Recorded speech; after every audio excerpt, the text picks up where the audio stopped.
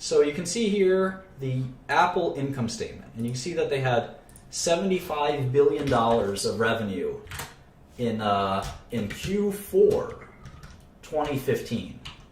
Q4 is the last 3 months, so it's October, November, December. In just 3 months, they generated $75 billion of revenue. Now, what is revenue? Let me ask you that, Maduri or Thompson. It's what you've earned throughout the period of the quarter. What does that mean? Terrible definition. It's what you've taken in. Nope. Sort of, yes. But can you be more specific? Is it definitely cash I've taken in? It could be anything. Or profit would be what you've earned. Your revenue. It's definitely not profit. Yeah. Your revenue includes your expenses. No. Or it doesn't include your profit. Your profit. Your profit equals your revenue minus your expenses. Yeah, I'm just asking you about revenue. Yeah. Your revenue is the opposite of that. Revenue is just sales. Revenue, sales, turnover, receipts, they all mean the same thing. We'll worry about costs and profits in a second. But when it comes to revenue, how do you know something is revenue? Obviously, if it's a retailer, right? When you sell the sweater and you get cash for the sweater, you understand that's revenue, for sure. But can revenue be more complicated than that? Sure, right? I mean, what if your law firm, right, you said, you gave us an invoice for $50,000, and I said, wait a second, I only used $40,000 of resources. How much revenue should you book? And what if I told you I'm not going to pay you for 60 days? Is it revenue still? All of these questions are actually pretty important. And recognizing revenue is actually pretty difficult. And we call it revenue recognition. And sometimes, if you're really fancy in business, we call it RevRec. RevRec.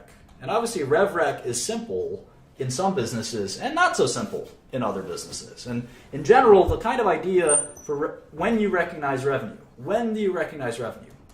Typically, it's when, and this is a general rule, it doesn't always apply, but in general, it's when what? You guys know? Quinn, maybe? It's when title to the product has passed to the customer. So someone else owns the asset, whatever it is. Yes, exactly. So even if it's on a promise. So a lot of revenue you don't actually have to have received the cash. Right? Mm-hmm. So it's actually, a promise is good enough, if that makes sense. So you can book revenue on just a promise. And there's a lot of other rules. Like you obviously can't sell your product to another part of your own business. Right? You have to net that out. That's called intercompany revenue. And it happens sometimes, and there's nothing wrong with it, but you have to take it out. Intercompany revenue gets canceled. And a lot of accounting fraud, I think a bunch of internet companies had this as a fraud, Enron had this as a fraud, is when if you're selling to your own company, you can often overinflate your revenue. Then there's things like, what if you have a contract over 4 years? How do you, and someone gives you all of the cash up front. Let's use that example. Let's say you have a $10 million contract with Boost Mobile. Boost Mobile. You're Young Jeezy. This is Young Jeezy Incorporated. Young Jeezy Inc. And you have a $10 million contract with Boost Mobile to promote Boost Mobile products for 4 years. And it comes time for Q1 2016 Q1 2016 revenue. How much do you report?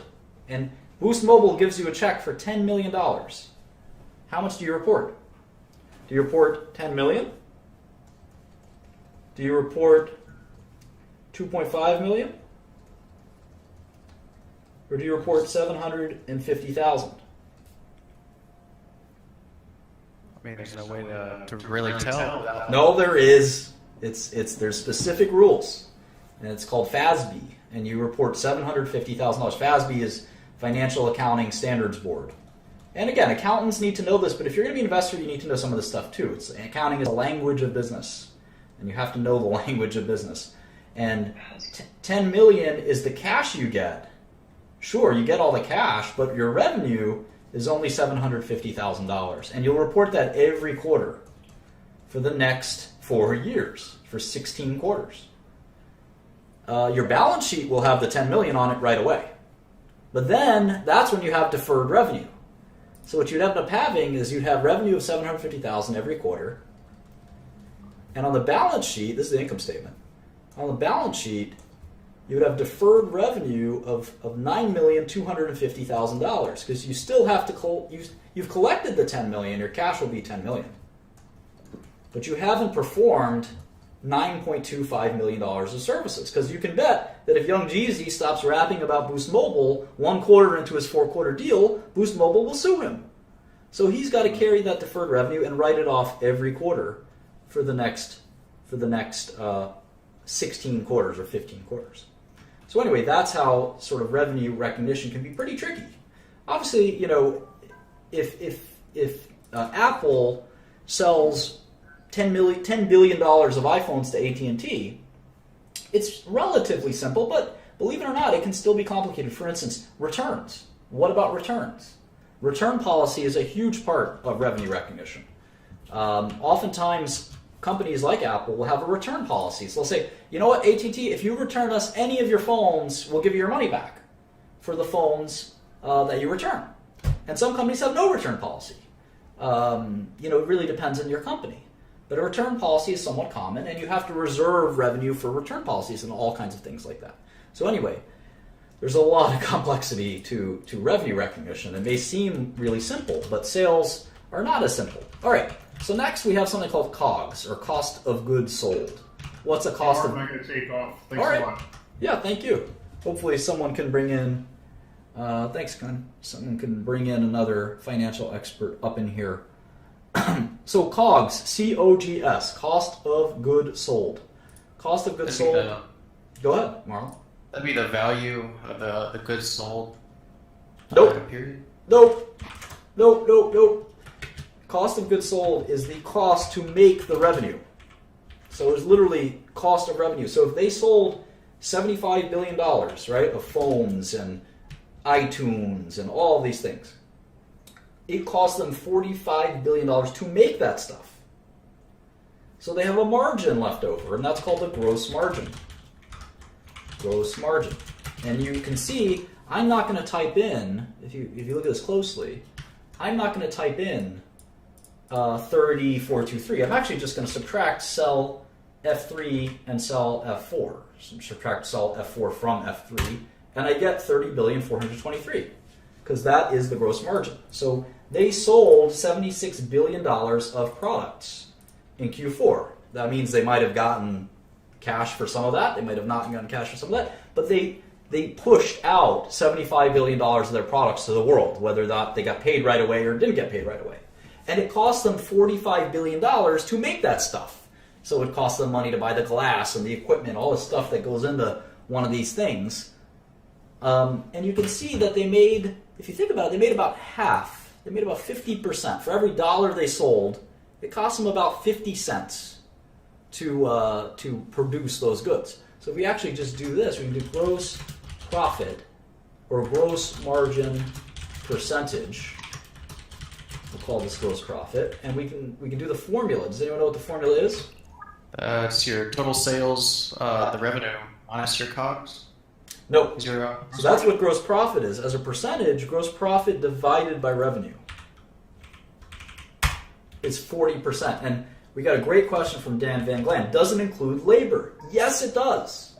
Yes, it does. According to GAAP, generally accepted accounting principles, which are promulgated by FASB, the Financial Accounting and Standards Board, any cost of the product, whether it's the raw materials, even the plant, operating the plant, the person that works at the plant that maybe is the plant manager but doesn't actually make any of the goods, that's still a cost of goods sold, usually. So where the costs go into what bucket is sometimes unclear. Obviously, the cost of all the equipment and things like that will go into the COGS, and we're going to worry about depreciation and things like that later. those will be very complicated. So what we end up with is they sold $75 billion of goods, and we're going to keep chipping away at that until we get a profit line at the end. And the first thing we're going to chip away is the cost of making the products themselves. So after we got $75 billion in the door, is one way to think about it, we're down to $30 billion of profit left over. So what's the next expense? This is accounting. This is an income statement. This is the income statement. So we're trying to figure out what our income is at the end of the day. But there's more expenses than just the products themselves. So what they cost, there's research and development. Apple has a bunch of smart guys sitting around and thinking about how to make new products. They only spent $2 billion on that stuff. Isn't that interesting? Think about how much profit they have. $30 billion, right? And they spent only $2 billion. $2 billion on research. And how about marketing? Selling, general, administrative. So that's not just marketing. That's the CEO's salary, Tim Cook. That's their office building. That's all kinds of other things. That's their legal expenses. That's only about $4 billion. So they're a really profitable company. After their cost to make the stuff, they barely spend any money on these other things. So we're going to call these operating expenses. Operating expenses. This is what it costs to run Apple. About $6 billion. $45 billion to actually make the products, but $6 billion to actually run the company. So operating profit is kind of what's left over. And this is an important line. Operating profit is kind of gross profit minus operating expenses. So now we're down to $24 billion. So revenue was $75 billion in Q4 15, and now operating profit is $24 billion. So we can actually do an operating margin. Operating margin. And that operating margin is roughly 32%. That's a very high margin. Most businesses don't have a 32% operating margin. Some pharmaceutical companies do. But retailers and things like that have more like 10% operating margins. So pretty healthy margins from Apple. What's left after operating profit? What other expenses could there be? It's going to be a lot of financial and taxation kind of expenses. So that's the only thing separating us between operating profit and what we call net profit. Net profit. So taxes is a huge part of that. And interest on all that cash they've got, right? They get $402 million of just interest. So we call that pre-tax income, and then there's finally taxes, which are what you think they might be. And again, taxes aren't necessarily cash they've spent. That's just cash that they're going to spend often. And what we're left with is $18 billion. So we can calculate again a net margin percentage. 18 billion left over after 75 billion of revenue. So 24 cents. Every dollar that Apple gets from you, they keep 24 cents. Isn't that interesting? We can also calculate a tax rate. What does Apple pay in taxes? Well, they're making 24 billion before taxes. They spent 6 billion on taxes, so 6 divided by 24 is 25%. How about that? Apple pays double or triple the tax, or we all pay double or triple the tax that Apple pays, even though Apple is a corporation. So that's what a lot of people don't like about corporate America. 25% tax rate, that's pretty low.